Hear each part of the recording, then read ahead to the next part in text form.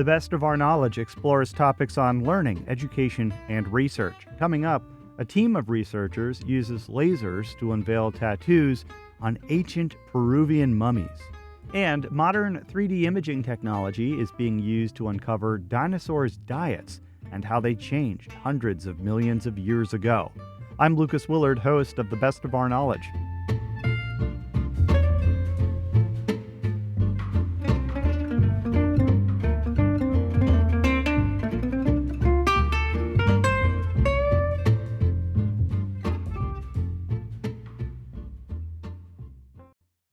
You're listening to The Best of Our Knowledge. I'm Lucas Willard. Researchers are using laser technology to illuminate the preserved skin of Peruvian mummies, revealing tattoo designs 1,200 years old. Tom Kay, a researcher from the Foundation for Scientific Advancement in Sierra Vista, Arizona, was part of a team that is literally shedding new light on Peru's Chancay civilization. The Chancay people lived in a coastal area of Peru before the expansion and rise of the Inca Empire. Tom's team examined about 100 mummies, revealing complex geometric tattoos. The research was published in the Proceedings of the National Academy of Sciences of the United States of America. I spoke with Tom Kay to learn more. We had absolutely nothing to do with mummies or ancient people before this. Most of our published papers are in paleontology, where we make discoveries on fossils. But our technique has been so groundbreaking in the last 10 years that word has gotten around into other places, and we started branching out into archaeology because we thought, this is an underutilized technique, and we may be able to make some splashes in that field. So we were invited to go to Peru by this researcher, Judita Bach, who had been there for 8 years studying these mummies, and she had not made much progress, so we came in with our technique, and we really kind of knocked it out of the box. What can you tell me about this, I won't say the full word, this LSF technique and what it actually does? Yeah, that stands for laser stimulated fluorescence. So most people have had the experience of taking a UV flashlight or something and shining it around the room, and when you do that, certain things light up very brightly. Well, when you use a laser to do that, the intensity of the laser is greater than your UV flashlight, so the fluorescence is even brighter. And what happens is things that do not fluoresce very much under the flashlight will fluoresce strongly under the laser, and we see new things that even people with the flashlight did not see. So that's what got us going. We had no idea when we went to look at the mummies whether or not this would work, and this is kind of how we do things. We show up, we try everything, and see what pops out. I guess a way to think about it is, so you are putting a mummy or a preserved body part, essentially, and shining this light through it, and it's revealing, in this case, tattoos, artwork. Why was this artwork previously not as visible before shining this light into it? So that's a great question. What did our technique show that other techniques didn't? So you can actually see the tattoos on these mummies. And these mummies are not like Egyptian mummies where they took great care in preparing them and wrapping them in cloth and all that. The Peruvian mummies, when people died, they'd wrap them in clothing and they'd put the entire body up on top of a mountain away from predators, and the body would just desiccate out. So you basically have leather over bones in most of these mummies. You can see the tattoos, but what our breakthrough was when we shine the laser on the skin underneath the tattoo lights up like a light bulb. And that shines light from the inside out through the tattoo. So if you've ever had a pencil drawing on a piece of paper, and you put the drawing down on the desk, face down, you can't see the pencil drawing very well. If you pick that piece of paper up and you put a light bulb behind that piece of paper, even though the drawing's on the other side of the paper, it becomes quite evident what's drawn on the other side of the paper. So that's what happened. And in this case, we all know that tattoos bleed over time, and you can't see the original artwork. When we use this fluorescence, laser stimulated fluorescence, it eliminated the bleed, and we could see the original artwork, which was not visible because of the bleed. And that was the big breakthrough. What about the artwork itself allowed it to keep up for 1,200 years, not fade, if you will? Well, that's a good question. Some of them do fade. Some of them are barely visible. Some of them are very visible. And, we're kind of new to this game, so I can't really answer that. I don't know if anybody has studied that effect or not, but I'm not aware of any studies on that. So, Tom, tell me a little bit about this artwork. What kinds of designs were you able to see and detect with this technology? So we looked at hundreds of tattoos, and the designs were quite varied. It was not like they had the same logo, Nike logo, on every one of these tattoos. They were as varied as the individuals were from what we saw. The ones we examined in particular, one of them looked like fish scales. They had little triangles all next to each other and connected at the corners. Another one we looked at was on the hand, and it had a vine motif on it with kind of leaves coming off of it. And the third one we looked at was just on the knuckle of the finger, and it was just straight lines kind of very close together. So we didn't see anything that I could tell with my eye. There was a kind of an overarching theme from these tattoos, and they were quite varied. And with the anthropologists that you worked with in this study, why is this significant? What does the artwork tell them about this culture that maybe is something that they previously hadn't known? Well, we are looking at the width of the original lines now. By seeing the original artwork, we can see the fine detail that was originally implemented in the drawing. And when we measured these lines, we were kind of shocked to find out how fine they were. They were between 0.1 and 0.2 millimeters wide for some of the finest lines. And there were literally hundreds and hundreds of these very fine lines. And, we're not 100% sure how they were made. Some researchers believe they were made by cuts. Other researchers might think they were made with a pointed needle. But they're so fine, it's a little enigmatic how they're made. So this is why this is leading edge research, because we don't have a clean answer to that question. That may be the next phase of our research. And that's a great next question is where will you take this technology next with mummies or other subjects? Well, what you want to do when you have a new technique like this is, now that we know it works, right? When we went to Peru, we had no idea if it was going to show anything at all. Now we know that it does work. So now you've kind of got to qualify it and say, okay, where does it work and where doesn't it work, and what can it tell us? So because of the publicity we've gotten from this last article, we now have access to medical researchers who are researching actual skin, human skin, fresh human skin. And we may have the ability then to go use this technique on fresh human skin and then do something like desiccate it down to the level of the mummies and see how it changes and what happens.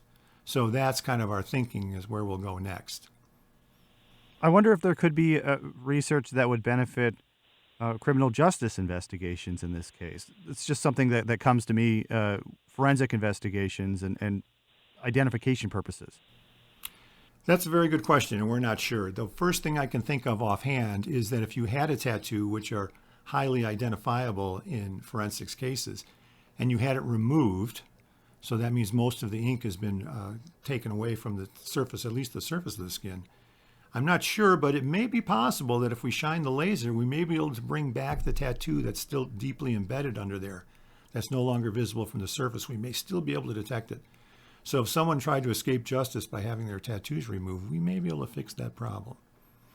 Do you think that any of the designs that you were able to unveil might catch on and end up in a tattoo shop one day in the 21st century? That's a cultural phenomenon. Tattoos are certainly a cultural phenomenon.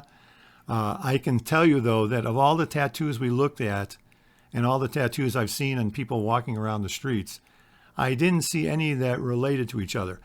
Most of the stuff that we saw in Peru was some type of a geometric design. And if I had to hazard a guess, I would say most of the things I've seen on the street are more picturesque, more pictures of something. So I don't think that today's people are going to go back to just a geometric design on their bodies. As that would be my personal opinion. That's certainly not a scientific opinion. Well, Tom, thank you so much for taking the time. Anything else that you'd like to add that you think we're missing? Well, we think this is an interesting new area. Mummies have had a long history in human culture leading up to today. So we're looking forward to potentially unveiling new interesting ideas, new interesting things about the tattoos using our technique. And we hope to be talking to you in the future when we make those discoveries. I'm looking forward to hearing about them. Thanks so much for taking the time. Appreciate it. Great. Thank you very much. Tom Kay is a researcher from the Foundation for Scientific Advancement in Sierra Vista, Arizona. You're listening to The Best of Our Knowledge. I'm Lucas Willard.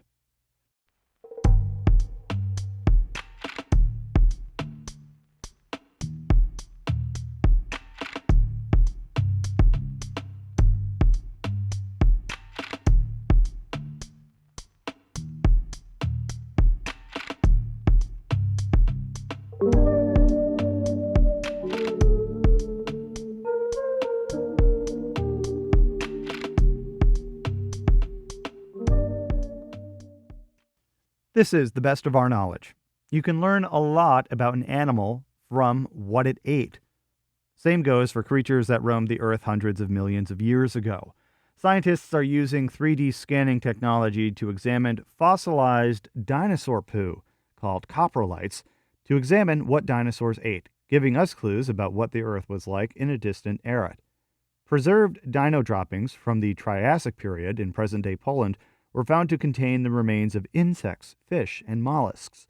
To learn more, I spoke with Martin Kvardstrom, a researcher at the Evolutionary Biology Center in Uppsala University in Sweden.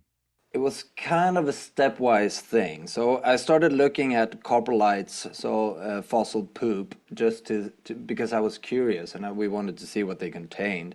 And it turned out that they contained so much information on the diets of these animals that we just thought that, hey, if we look at a lot of coprolites from the same particular place, we could probably reconstruct the food web. And then step by step, the project just became bigger and bigger. And in the end, it became into this really big project. So it's not something that I anticipated when we started off looking at coprolites, but it just grew by itself. So when we're talking about this fossilized poo, when you say that we can learn a lot, does it look pretty similar to how dinosaur poo might look today? What does it actually look like when someone finds something like this? Yeah, so that depends a lot. They come in all sorts of like shapes and sizes. So we have to remember here that we've looked at droppings from not just dinosaurs, but all the animals that shared the ecosystems with the dinosaurs. So everything from like tiny droppings from fish, just a few millimeter wide, to real big chunks of feces from big dinosaurs.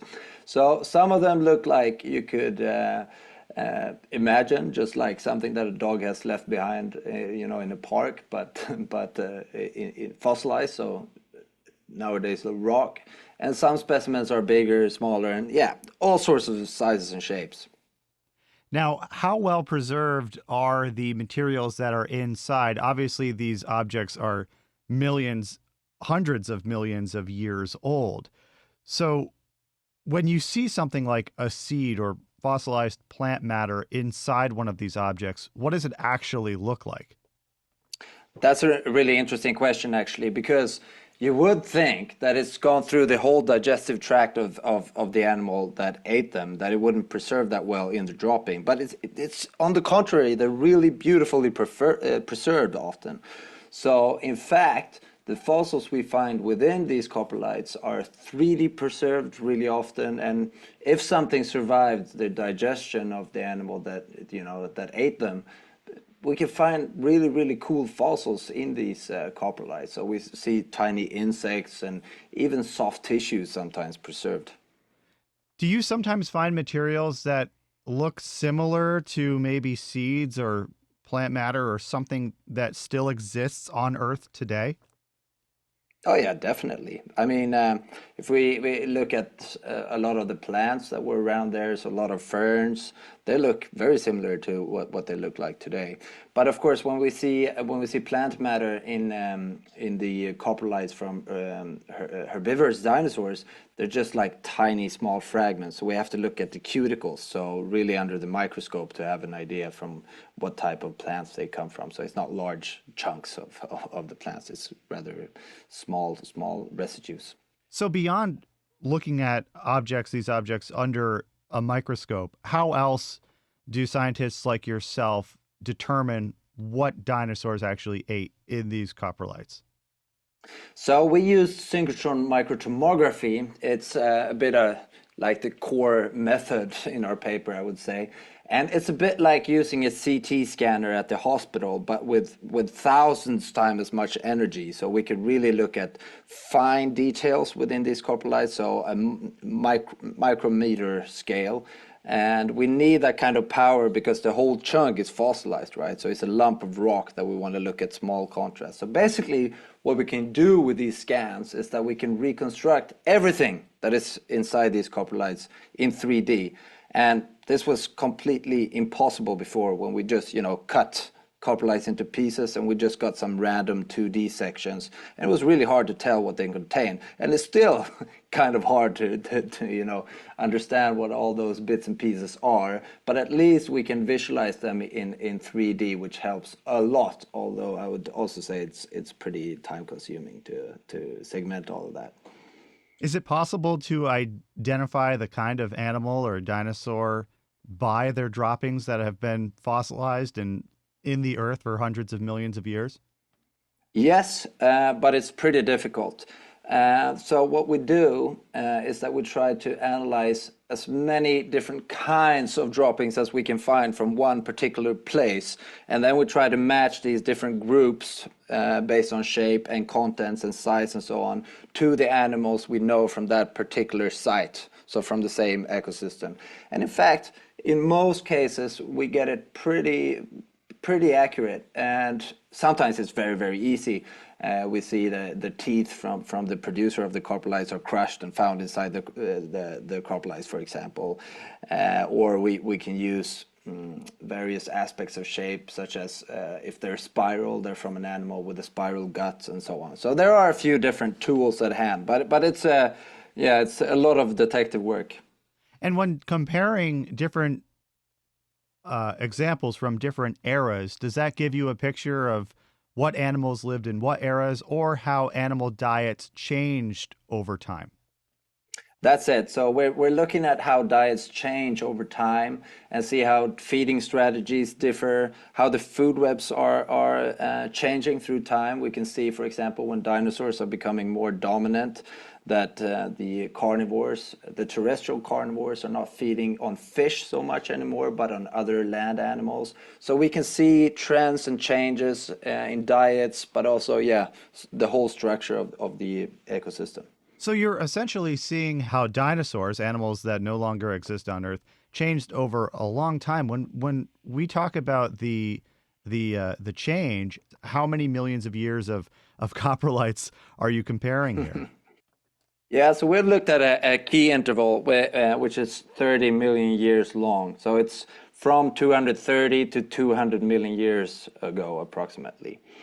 And we do so because we know that this is the time from when we get the first dinosaurs until they're completely dominant. So we targeted this time interval, and we have a number of different sites in this restricted geographical setting that span this interval. So we have 5 different assemblages, more sites, but 5 different assemblages that are sort of timestamps across these 30 million years. But of course, they're just windows into 30 million years of evolution. That's a lot of time, but they're quite telling anyway. What was Earth like 200 million years ago? Yeah, so all the continents were still assembled in this big supercontinent Pangea that was sort of a C-shaped supercontinent that spread from the north to the south. And it was, the landmass was separated by climatic barriers, probably big deserts that were impossible to cross for some of these dinosaurs. And So we had different faunas in different part of the world at this time. And towards the end of the Triassic, so approaching the Jurassic period some 200 million years ago, Pangea is starting to break up. This when the the beginning of the Atlantic Ocean begins to form, and there's a lot of volcanism associated with that, and a lot of climate change. So we have a change in climate from a more dry, hot Triassic into a more humid and sort of nice Jurassic period. Now, is there evidence from these coprolites that dinosaurs changed in shape during this time period? Did they get larger? Did they get smaller? What happened? So yeah, we haven't only looked at the coprolites, but also the body fossils, so the skeletons, and but also the tracks from these sites. And definitely, dinosaurs are becoming larger. They're becoming more abundant. They're becoming more diverse. So we have various different types of dinosaurs. The first ones in this area, they were just small opportunistic animals eating all sorts of things. But towards the Jurassic, towards the end of this time interval that we're focusing on here, we've already have the major lines of dinosaurs, the long-necked herbivore dinosaurs and the carnivores doing all sorts of different things. So yeah, there's definitely a diversity increase throughout this time. Do any of these clues from this research paint a picture of what these dinosaurs may have actually looked like? By examining what a dinosaur may have eaten, does that change maybe if you had an illustration or a model of a dinosaur, how it might actually look with its muscular structure or something else? Oof, yeah, that's a complicated question, actually. I wouldn't say so, not that much, but I would flip the question almost, because if we have the skeleton of an animal, we can say so much, but not everything about that animal as a living being. So we can of course guess, what a dinosaur might have eaten and so on, and what kind of life it was living, but we don't actually see that much of the living animal, just the dead remains of it. So by looking at the coprolites, which are left behind of the actual living animals, we get more a bigger picture of diet, but also physiology. We know how it digested food and so on, so we can tell more about the animals. So where does this research lead you next? What's the next thing you need to uncover? Also now, I think because this was such a new thing to try, it would be really cool to test the model that we've now proposed over the stepwise rise of dinosaurs in other regions of the world. Because we looked at one region in the northern part of Pangaea, so it would be amazing to test this model on other places. And we now know that it's pretty time-consuming and it requires a lot of effort, but it would be really cool to look at other important sites with early dinosaurs. And will you be doing any traveling as part of this research? I mean, I would love to. Let's see what happens next, but it would be great. Well, Martin, thank you so much for taking the time. I appreciate it. Anything else you think people need to know? Thank you, Lucas. Well, I guess one thing I could add that is, of course, it might sound like, a simple study, but it requires so much work and big collaboration. So we're a lot of scientists working together. And I think this is a really nice part for me. We were paleobotanists focusing on the fossil plants, and vertebrate paleontologists, geochemists looking at the chemical composition. So we've assembled a lot of different, types of evidence into one big picture, which I think is a cool part of this study. Absolutely. Martin, again, thank you so much for taking the time. I appreciate it.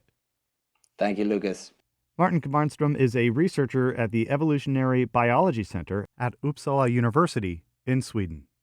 His team's research that used 3D scanning technology to study fossilized dinosaur droppings is published in the journal Nature. You're listening to The Best of Our Knowledge. I'm Lucas Willard.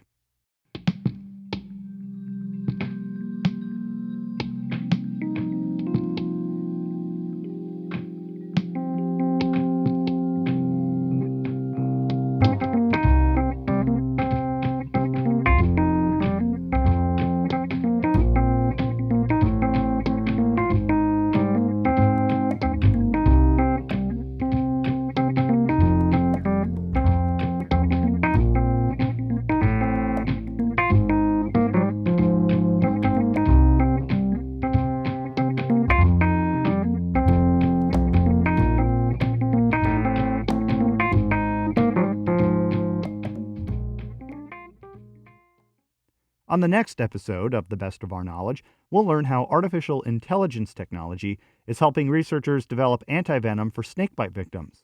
We'll speak with Susana Vasquez Torres, a recent graduate student from the Baker Lab, about her work with machine learning. Right now, the most effective treatments that are being used in the clinic are like antidotes that are purified from the serum of immunized animals. So basically, there's a trick where you expose these animals, like horses, to some small amount of whole venom of some snake species that is medically relevant, and you wait some time for the immune system of the animal to raise antibodies.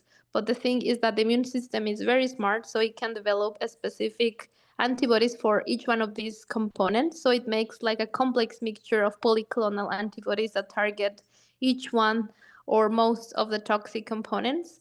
Um, so this is very effective, but of course, this technology has a lot of problems, and we think like these new methods that we describe in the paper could help in this process, or to make treatments more effective and more accessible.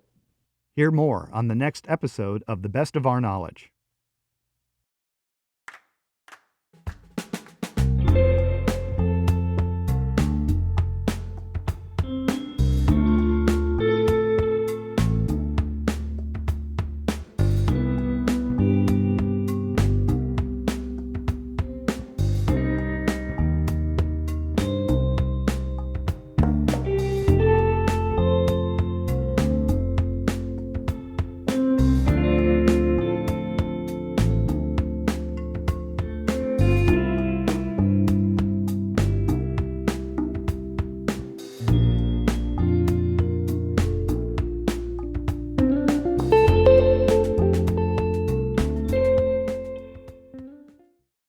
If you'd like to tell The Best of Our Knowledge what you think, send us an email at knowledge@wamc.org.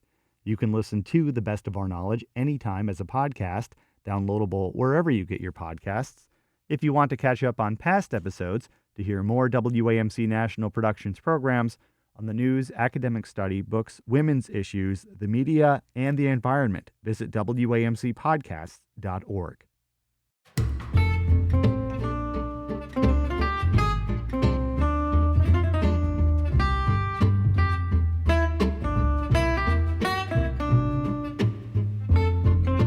This has been The Best of Our Knowledge, episode 1793. The Best of Our Knowledge is a national production of WAMC, Northeast Public Radio. Thanks to associate producer Madeline Reynolds. The latest on all National Productions programs is available via the Airwaves newsletter and our flagship station's website, wamc.org. Until next time, I'm Lucas Willard.